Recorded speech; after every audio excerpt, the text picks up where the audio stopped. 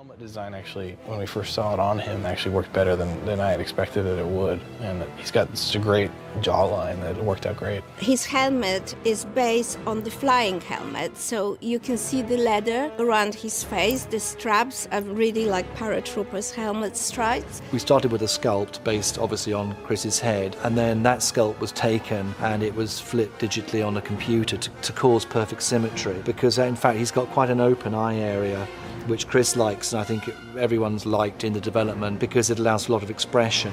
It's like designing eyewear or anything else. In some ways, the helmet is best created bespoke on the human face, which is far from symmetrical, but you would end up with such an open eye area, it would look very asymmetric. So we flipped it on the computer. It's a urethane casting. The colour of the helmet's actually built into the urethane. There's some finishes and processes. We're just trying to sort of fine-tune each helmet to Chris, because I can assure you there's straps and there's donuts of foam and stuff on the inside of that, keeping it in place. It's an emblem for the whole way that the suit's been developed in that sort of low-tech, high-tech way.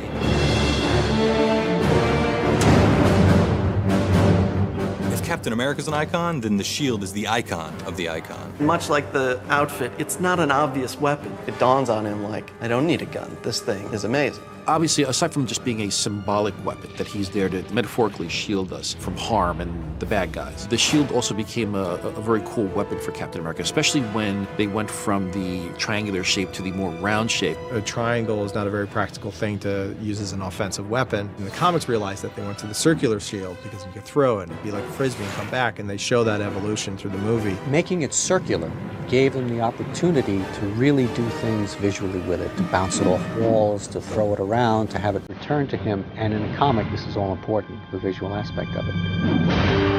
600 issues into the Cap comics, he still is able to do things with the shield you've never seen before. And it is always the challenge of our movies to bring that two-dimensional image to life in a three-dimensional film. One of the things that I tried to bring to the design was some sense of realism. We wanted to try and bring some depth and give the camera something to play with reflections and really cool battle damage. The shield's made of vibranium, which is stronger than steel, but 3/4 the weight, which makes it very good in battle. It's a metal which absorbs all energy. It makes a bullet feel like a cotton ball. What do you think? I think it works.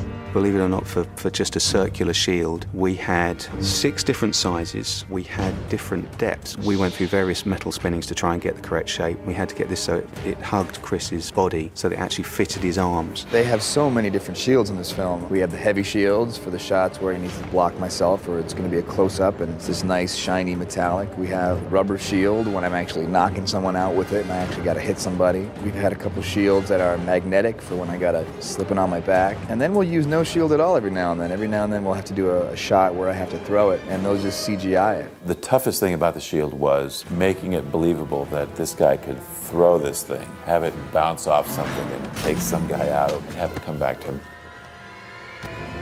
We tried some practical stuff where he's throwing a rubber shield. Nothing worked until we handed it over to Chris Evans, basically, until we said, okay, you've got this shield that's this wide and it weighs this much. What would you do? How would you throw it? And he came up with some really interesting ways of doing it. He had nothing in his hands. He's just miming the action. It was basically Chris Evans' ability to mime throwing and catching that shield that made it work. It's very underrated, that kind of stuff, because if an actor doesn't get it right, there's nothing that we can do to make it work. You know, we can only work with what the actor gives us, and he's great. He just performs every time. And we're always making sure not to make it look like a frisbee, not to make it look like a boomerang, but always giving it sort of a special arc so that it moves in a particular way, it bounces off of things. The last element is the sound guy comes there and he puts the sound that the shield makes, even when you're holding it, because it's vibranium and it has this ring to it. Once you put that in there, and when it bounces off something, it makes that sound. It's totally real. And it's inexplicably cool. I don't know why. Like, literally, there's no reason this big round thing should be excellent looking, but every time that Chris Evans walks by it with his arm, I just want it. We're trying to do something that is right for the story and right for the character, and hopefully that comes through.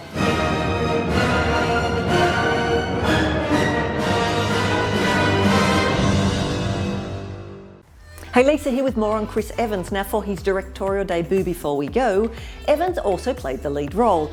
He wanted to learn how to play the trumpet, as his character does in the film. However, he found the process so difficult that he resigned himself to memorising where to put his fingers to play the different notes without actually playing the instrument.